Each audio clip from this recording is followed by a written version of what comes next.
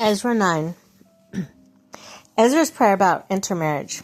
After these things had been done, the leaders came to me and said, "The people of Israel, including the priests and the Levites, have not kept themselves separate from the neighboring peoples with their detestable practices, like those of the Canaanites, Hittites, Perizzites, Jebusites, Ammonites, Moabites, Egyptians, and Amorites.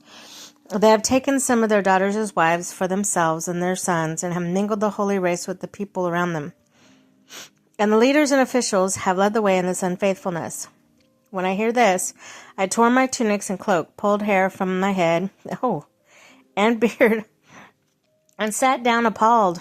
Then everyone who trembled at the words of God of Israel gathered around me because of this unfaithfulness of the exiles. As I sat there appalled until the evening sacrifice, then, at the evening sacrifice, I rose from my self-abasement. With my tunic and cloak torn, I fell on my knees with my hands spread out to the Lord my God and prayed. "I am too ashamed and disgraced, my God, to lift my face to you, because our sins are higher than our heads and our guilt has reached to the heavens. From the days of our ancestors until now, our guilt has been great. Because of our sins, we and our kings and our priests have been subjected to the sword and captivity, to the pillage and humiliation of the hands of foreign kings, as it is today.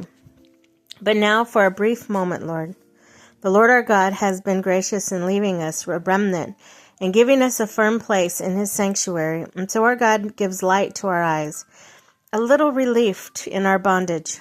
Though we are slaves, our God has not forsaken us in our bondage. He has shown us kindness in the sight of kings of Persia. He has granted us new life to rebuild the house of our God and repair its ruins, and he has given us a wall of protection in Judah and Jerusalem. But now, our God, what can we say after this?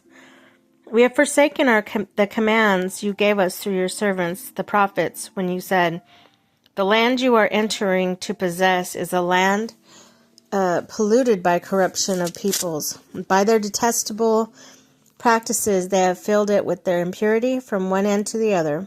Therefore, do not give your daughters in marriage to their sons, or take their daughters for your sons. And do not seek a treaty of friendship with them at any time, that you may be strong and eat the good things of the land, and leave it to your children as an everlasting inheritance. What has happened to us as a result of your evil deed and your great guilt? And yet, our God, you have punished us less than our sins deserved, and have given us a remnant like this. Shall we then break your commands again and intermarry with the peoples who commit such detestable practices? Would you not be angry enough with us to destroy us, leaving us no remnant or survivor? Lord, the God of Israel, you are righteous. We are left this day as a remnant. Here we are before you in our guilt, though because of it, not one of us can stand in your presence."